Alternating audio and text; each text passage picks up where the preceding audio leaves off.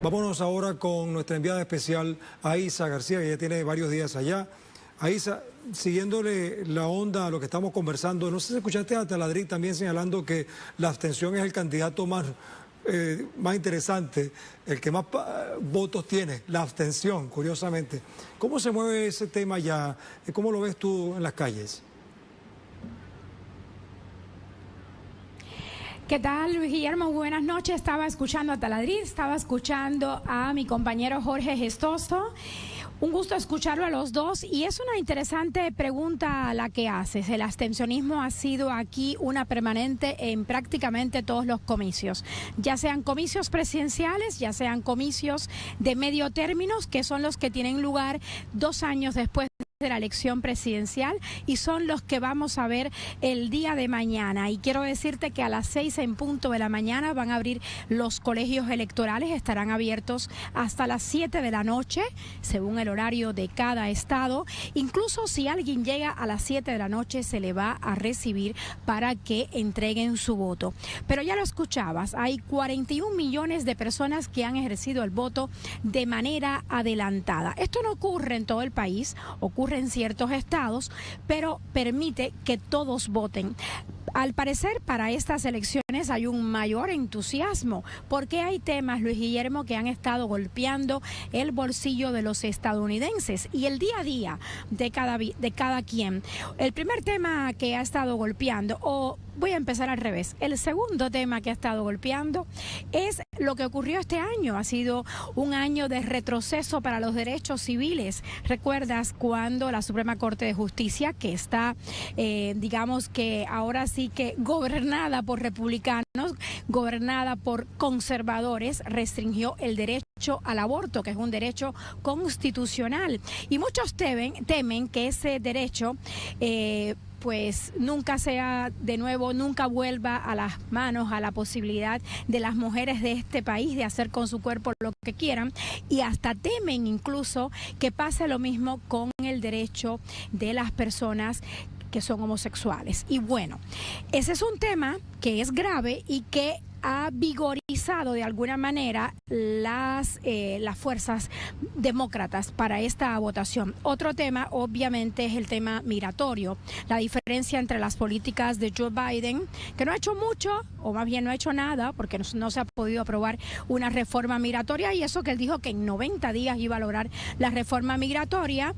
Pero bueno, es diferente a Trump, que mandó a elevar un muro tremendo a lo largo de la frontera con México, y ha sido un expresidente bastante anti-inmigrante, bastante racista y, bueno, por supuesto, anti-mexicano. Otro tema importante es la violencia que hay en este país, porque no hay control de armas, porque se le vende las armas al que sea. No importa si eres un enfermo mental, no importa si tienes menos de 18 años, da igual, te venden las armas, porque es un tremendo negocio, y es un negocio también en el Congreso. El mayor lobby que tiene aquí, que tienen los republicanos en el Congreso, es justamente el de la Asociación Nacional del Rifle. Los que venden las armas están apoyando las campañas de los republicanos, y se habla de 220 delitos, o más bien 220 crímenes diarios. La mitad de ellos es suicidio, jóvenes que tienen acceso a las armas y acaban con su vida. Otro tema importante es la violencia política, que ha sido algo que ha denunciado el actual presidente, el presidente Joe Biden. Él se ha pronunciado contra la intimidación que está ocurriendo contra las personas que están trabajando en los comicios. Muchos casos se han dado de personas que han renunciado a trabajar mañana en los comicios, y también ha hablado de la violencia política. El caso más reciente es el de Paul Pelosi, el esposo de la presidenta de la Cámara de Representantes, Nancy Pelosi. ¿Te acuerdas? Llegó un señor, irrumpió en su casa de San Francisco, llegó con un martillo, le pegó en la cabeza, mandó al hombre al hospital, y cuando iba entrando a su casa lo que decía era: ¿dónde está Nancy? ¿Dónde está Nancy? Gritaba desaforadamente, según lo que se vieron en las cámaras, lo que se vio en las cámaras. Y ese fue el mismo grito, el de ¿dónde está Nancy?, que estaban lanzando los que irrumpieron violentamente en el Capitolio el 6 de enero de 2021. Así están las cosas por Estados Unidos, pero hay un tema peor. Es un tema que incide en el día a día de la gente y es la carestía de la vida, el alza del costo de la vida y es la inflación que está en el 8.2%. Te lo decía Gestoso unos minutos antes. En las encuestas, este es el tema que preocupa al 52% de los encuestados. Y yo quiero que veamos una historia que preparé con mi compañero Juan Carlos Martínez en uno de los tantos parques de Washington, la capital, donde viven las personas que no tienen dónde vivir, valga la redundancia, y que llegan muchísimas más personas a las 6 de la tarde cuando les traen de comer. La única comida del día les llega en un carrito y ahí vamos a ver las filas. Veamos la historia, Luis Guillermo. En efecto, Luis Guillermo, esa es la situación que se vive en este país, un país que está bastante polarizado, como partido en dos. Y para eso tengo a mi lado a Emilio Viano, un prestigioso economista, un prestigioso académico de aquí de Washington, D.C. Y bueno, tengo el gusto de tener a Emilio, como te decía, para hablar justamente de este país que estamos viviendo, que está, como decía, partido en dos. ¿Usted qué opina? Claro, es un país verdaderamente dividido desde tiempo. Esta división se está haciendo más y más profunda y continuará, yo pienso, durante los próximos 2, 3, 4 años hasta la próxima elección del 2024 para la presidencia. Así que hará más y más división, más y más odio, desacuerdos, mismo violencia, como ya hemos visto, y más de todo la falta de unidad, que al final yo creo empeora la situación, el rol, el papel, digamos, la estación de Estados Unidos en el mundo.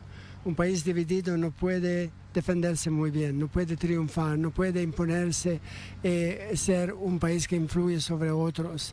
Es un país que al mínimo le cuesta mucho sobrevivir. Emilio, mucho se ha dicho que rumbo a las elecciones de 2024, justamente Biden ha dicho que la democracia está en peligro y está en peligro porque el expresidente Donald Trump no ha querido reconocer los resultados de hace 2 años atrás. ¿Esto qué significa? ¿Hacia dónde va? Bueno, esto va muy, muy profundamente, es increíble, porque hay muchos de los candidatos ahora, entre los para el Congreso, la Cámara de Diputados y el Senado, y los para ser gobernadores, secretarios de Estado, tal vez prefeitos o alcaldes de una comunidad, que son, como los llamamos aquí, deniers, vale decir, son los que negan que Biden es verdaderamente el presidente justamente electo para el país. Así que estamos dando poder político por las elecciones, si tienen éxito, y parece que la tendrán, de poner gente que nega la legitimidad del presidente Biden, el hecho que fue elegido justamente, y preparan ya toda la maquinaria para la próxima elección. Estarán muy listos, no será algo como en el pasado, serán muy bien preparados para oponerse a cualquier resultado si no es un triunfo de Trump.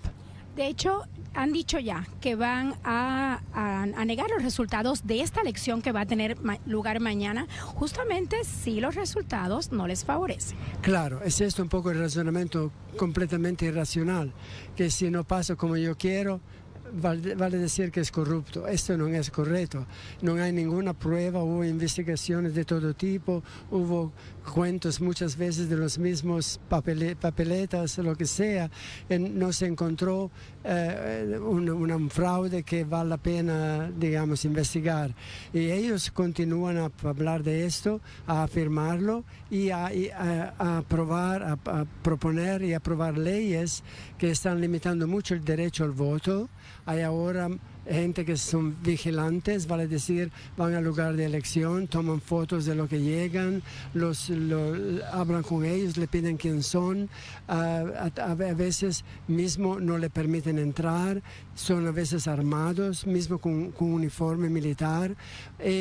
Hay también los que trabajan como observadores del Estado, de la comunidad, que son entre los que tienen esta mentalidad que aquí hay fraude, yo tengo que descubrirla. Es eso muy peligroso porque claramente mucha gente tiene temor y no se siente cómoda ir a votar. Y hay muchas limitaciones. Por ejemplo, en ciertos estados, si yo tengo dos vecinos ya ancianos y les pido, quieren que yo traiga su voto bajo sigilo al lugar de votación, y me dicen, sí, claro, porque no tenemos coche, porque somos ancianos, podemos ir. Si yo hago esto, es un crimen en ciertas jurisdicciones en este país ahora. Es un crimen darle una botellita de agua y algo para comer a gente que a veces espera 6, 7 horas para poder votar, para decir que están tomando de todo para disuadir a la gente y para limitar el voto de los que no están en un digamos, ambiente urbano donde es bastante fácil llegar a la estación de votación. Ahora, hablemos del caso hipotético de que ocurra lo que históricamente ocurre, que la Cámara de Representantes y el Senado lo gana el partido que no está aquí, en la Casa Blanca. ¿Qué va a ocurrir con el país? ¿Qué va a ocurrir con el tema migratorio? ¿Qué va a ocurrir con el tema del Medicare, del seguro de salud, del seguro social? ¿Qué va a ocurrir incluso con el tema del aborto? Bueno, claramente habrá problemas enormes. Primero van a cerrar todas las investigaciones del Congreso acerca del 6 de enero y del rol que Trump pudo jugar durante este evento.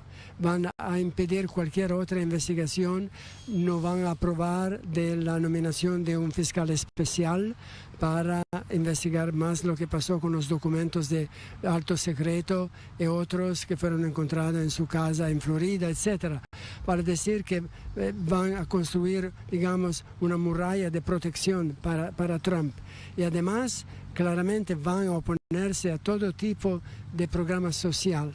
Ya hay gente como un candidato a ser senador otra vez, se llama Scott, que dice que cada 5 años, por ejemplo, tenemos que reexaminar el programa de seguridad social, el programa de Medicare, de Medicaid, los beneficios para los pobres, para decir que no haría ninguna seguridad y mismo mucha injusticia, porque muchos de estos programas no son gratuitos. Uno trabaja 40 años y después se jubila y tiene Medicare, Medicaid o lo que sea. Él dice, no, cada 5 años vamos a reexaminar y a ver si lo vamos a renovar. Esto va a crear una incertidumbre enorme. Y esto se debe naturalmente a muchos factores, incluyendo que es un gran país geográficamente, con climas muy diferentes, hay diferencias enormes regionales, hay naturalmente también la diferencia mucho entre los que tienen una educación de universidad, al mínimo al nivel de college, como se dice aquí, comparado a los que no la tienen. Y hay también diferencia entre hombres y mujeres en el sentido de las prioridades que ven.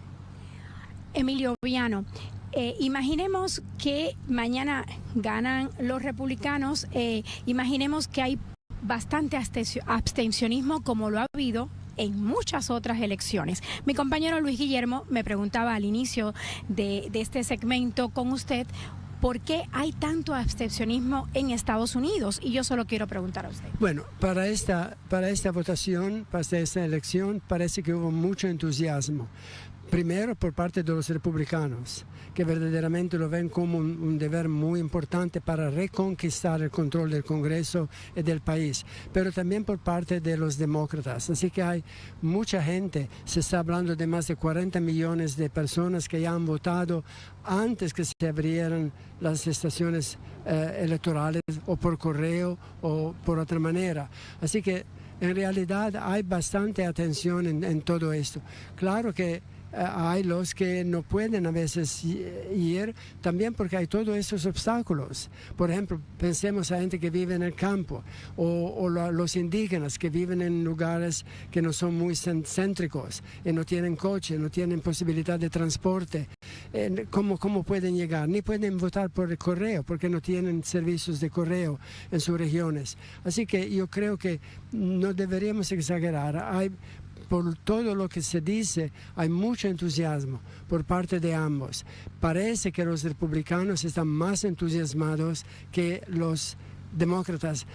Yo pienso que esto se puede atribuir a la campaña en parte de Biden, que en mi opinión hizo un error bastante importante en no hablar más de problemas diarios de la gente.